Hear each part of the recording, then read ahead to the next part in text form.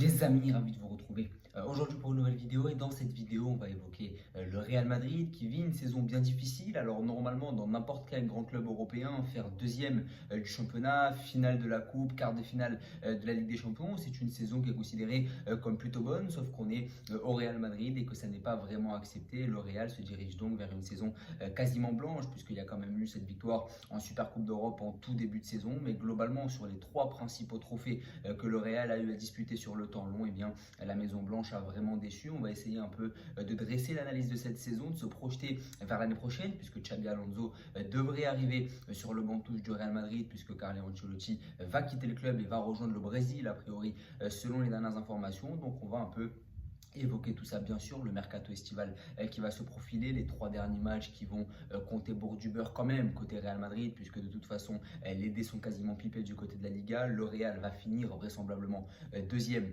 du championnat espagnol derrière le FC Barcelone. Donc voilà, on va essayer de revenir un peu sur tout ça là aussi. On va tout d'abord parler de la saison du Real Madrid et de la production assez pauvre et rudimentaire proposée par les hommes de Carlo Ancelotti. Et c'est vrai que beaucoup de supporters du Real ont critiqué le fait que l'animation, notamment offensive, de Carlo Ancelotti n'ait pas été fructueuse. Il n'aurait pas su faire cohabiter les nouvelles stars, c'est-à-dire l'arrivée de Kylian Mbappé. Il n'aurait pas réussi à composer avec l'arrivée de l'international français. Et c'est vrai que ça, on peut en parler. Pour moi, c'est l'une des clés de la saison ratée du Real Madrid sur le plan des titres. C'est le fait que Kylian Mbappé n'ait jamais réussi à s'imposer vraiment dans cette attaque du Real sur le plan collectif. Individuellement, l'international français réalise une superbe saison. Il est à 27 buts en Liga, c'est le meilleur buteur du club. Il est devenu le joueur le plus décisif de l'histoire du Real sur sa première saison. Donc c'est un joueur qui réalise individuellement une belle saison. Il a marqué un triplé hier lors du Classico. Il avait été brillant face à Manchester City lors du barrage de 16e de finale. Donc dans les grands matchs, Kylian Mbappé a su répondre présent, comme hier lors du Classico, comme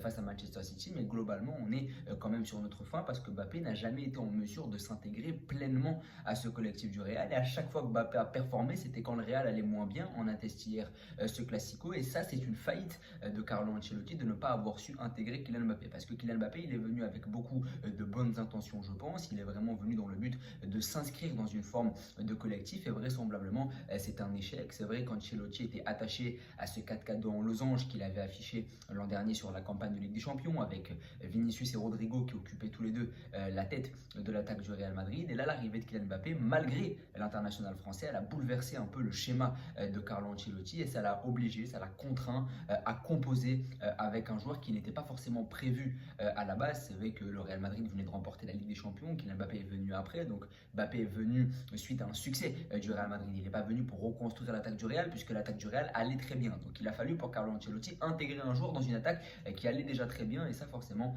ça a été assez contre-productif. Donc Kylian Mbappé n'a pas réussi à s'intégrer à ce collectif, mais individuellement, il a réalisé une très belle saison. Et je pense que ce problème devant va au-delà du simple fait que Kylian Mbappé n'ait pas réussi à s'intégrer. Je pense vraiment que c'est dans la structure collective que ça n'a pas réussi à fonctionner. Mais on a l'impression quand même sur les dernières semaines que ça va mieux entre Mbappé et Vinicius. Lors de la finale de la Coupe du Roi, sur la deuxième mi-temps, ils se sont illustrés. Hier, même si Vinicius a été très moyen face au FC Barcelone en marge du Classico, Kylian Mbappé a pris le lead et a réussi à inscrire ce très beau triplé. Donc on a l'impression quand même que ça va un peu mieux, même si encore une fois on ne manœuvrera pas de l'esprit que Mbappé n'est pas un numéro 9, que ça reste un ailier gauche qui devrait occuper ce demi-espace pour rentrer sur son pied droit. C'est pas vraiment un 9, c'est pas un joueur de surface, et que Vinicius est un vrai ailier gauche aussi. Donc c'est vrai que c'est deux joueurs qui ont un peu les mêmes caractéristiques, qui sont au même poste à la base et qui sont contraints évidemment de s'adapter l'un à l'autre, et ça c'est difficile, même si je pense que sur les phases de transition, sur les phases où ces joueurs-là partent vraiment de très très loin pour essayer de marquer des buts et pour essayer de combiner, je pense que ça peut être quand même très intéressant et c'est deux joueurs qui peuvent parfaitement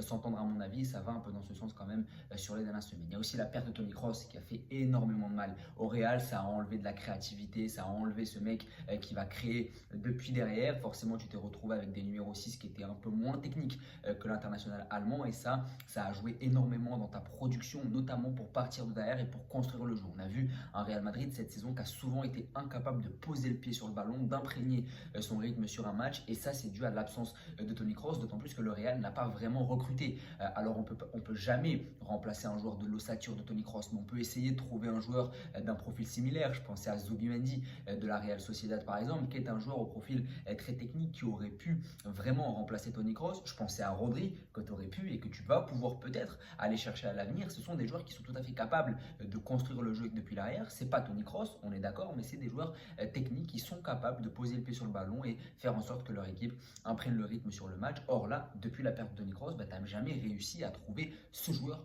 pour organiser le jeu depuis le milieu de terrain, depuis derrière. Ça a contraint Jude Bellingham à multiplier ses fonctions sur le terrain et ça forcément, ça a beaucoup épuisé l'international anglais cette saison. Donc on voit qu'il y a beaucoup de défauts à cette saison du Real Madrid et ce dès le début. L'arrivée d'un joueur qui n'était pas forcément voulu, Kylian Mbappé, qui est venu davantage par pression médiatique que par réelle nécessité sportive, qui n'a jamais réussi à s'intégrer dans ce collectif parce qu'il a bousculé, malgré lui encore une fois, il a bousculé l'équilibre d'une attaque du Real qui venait d'être couronnée championne d'Europe comme ça, avec cette disposition Vinicius Rodrigo. Le deuxième point, c'est Toni Kroos qui n'a jamais su être remplacé, donc tu as été amputé d'un meneur de jeu reculé et ça forcément pour construire les actions, pour jouer les phases de possession, c'est très compliqué. Et surtout, il y a une autre donnée qui est très importante au Real Madrid, c'est les blessés.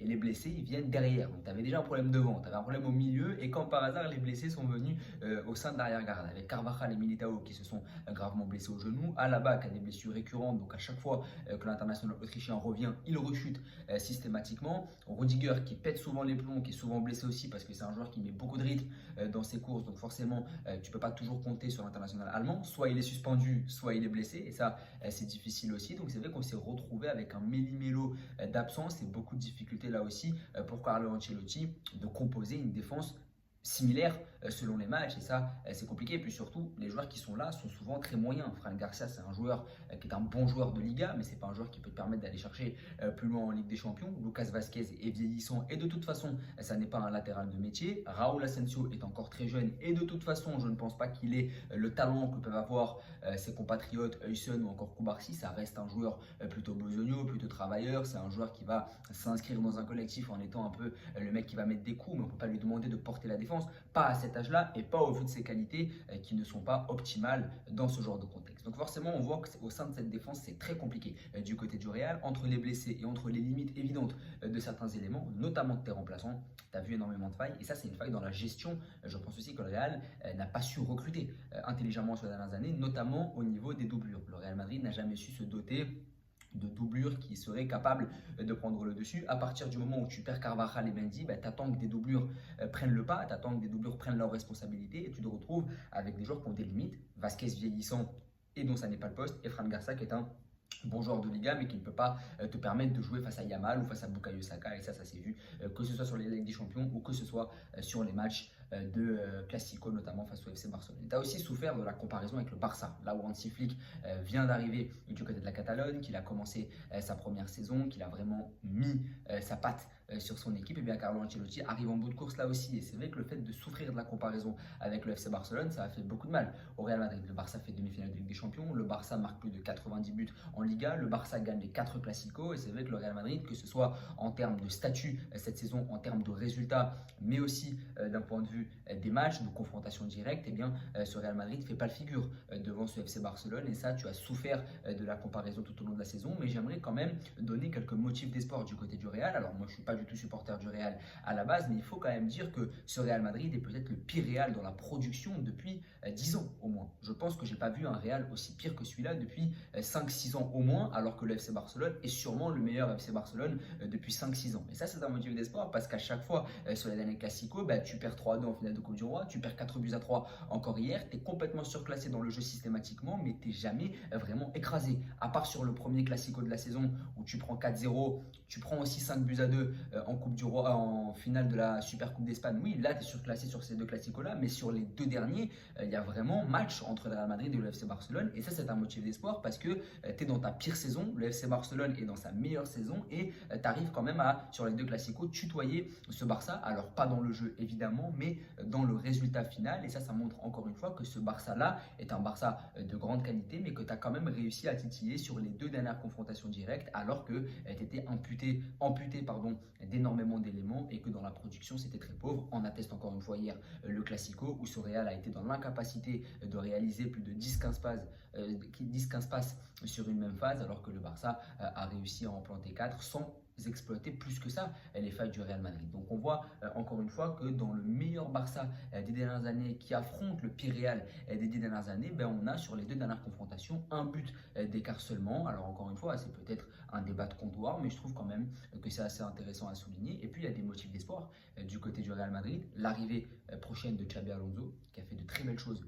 du côté du Bayer Leverkusen. Là aussi, à voir si le coach espagnol aura les libertés qu'il a eues du côté de Leverkusen. Il faut savoir que le coach ibérique utilise une défense à 3 du côté du Bayer Leverkusen. Est-ce qu'il pourra le faire au Real Madrid? Moi, je pense que ça peut aller dans ce sens-là. On parle de William Saliba du côté du Real. Saliba, il a déjà joué dans une défense à 3 à l'Olympique de Marseille. Rudiger est un joueur qui s'est révélé au sein d'une défense à 3 sous Thomas Tuchel en 2020-2021. Il y a des joueurs aussi qui gagneraient à jouer dans un système à 3 comme Valverde, qui pourrait évoluer au poste de piston là aussi. Donc ça serait vraiment très très intéressant à analyser et à voir cette potentielle défense à 3 la saison prochaine du côté du Real Madrid, même si traditionnellement ça n'est pas dans les mœurs de la Maison Blanche que d'adopter ce système-là. C'est vraiment une défense à 4 du côté du Real Madrid. Depuis qu'on regarde le foot, j'ai jamais vu le Real Madrid jouer à 3. Peut-être Zidane lors de la saison 2020-2021 qui avait mis une défense à 3, c'était lors de la demi-finale perdue de Ligue des Champions face à Chelsea, mais globalement j'ai pas le souvenir d'un Real Madrid qui jouerait à 3. Ce qui est bien avec Xabi Alonso, c'est que son football est très influencé par le football allemand, donc il pourrait un peu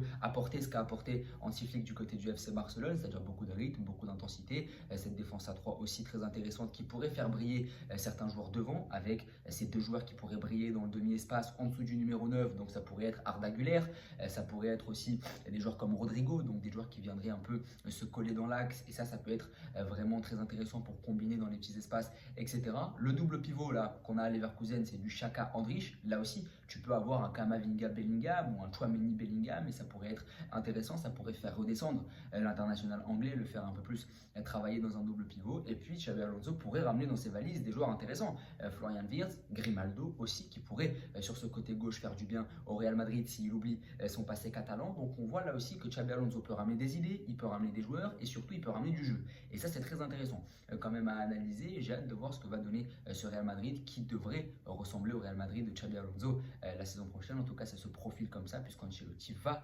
vraisemblablement partir, ça c'est quasiment certain. L'identité de son remplaçant, ça devrait être Xabi Alonso puisqu'il a d'ores et déjà quitté le Bayer Leverkusen. Donc les motifs d'espoir pour le Real que j'ai listé sur cette fin de vidéo, c'est le fait que face au meilleur Barça des dernières années, en étant aussi pauvre, tu as quand même réussi sur les 2 dernières confrontations directes, tu as pas mal les accroché, pas dans le jeu, mais plus sur le résultat final. Donc ça, c'est très intéressant. Et puis, tu as réussi là aussi à attirer Xabi Alonso. Et Xabi Alonso va apporter beaucoup d'idées. Bien sûr, c'est un jeune coach qui est imprégné par le football allemand, comme je l'ai dit, qui aime le jeu aussi. C'était un magnifique joueur de football, Xabi Alonso, même si il n'était pas du côté du FC Barcelone comme pouvaient l'être d'anciennes légendes du coaching. Et bien lui, c'est quand même un coach qui aime le jeu, qui aime les idées, qui aime les schémas tactiques, et ça peut être vraiment intéressant à analyser. Donc j'ai hâte de voir ce Real Madrid version Xabi Alonso. Et de toute façon, Ancelotti est arrivé en fin de cycle, et c'est là aussi que je compare avec le Barça. Le Barça a commencé une nouvelle page l'été dernier avec l'arrivée d'Hansi Flick, avec l'éclosion de Lamine Yamal, pas mal de jeunes, alors que le Real Madrid arrive en bout de course avec une nouvelle victoire en Ligue des Champions la saison passée, où tu ne pouvais pas faire mieux et où ton coach a été renouvelé une année de plus, peut-être une année de trop. Il aurait peut-être fallu recommencer dès la saison passée, mais en tout cas ce qui est bien avec le Real, c'est qu'il y a une nouvelle page à écrire la saison prochaine, nouveau coach, une Ligue des Champions à aller chercher encore une fois, nouveau schéma de jeu sûrement, une nouvelle concurrence avec le FC Barcelone. Donc ça peut être intéressant à analyser avec un jeune coach là aussi. En tout cas, n'hésitez pas à vous abonner, à liker, à partager, à me dire ce que vous pensez de la saison du Real Madrid.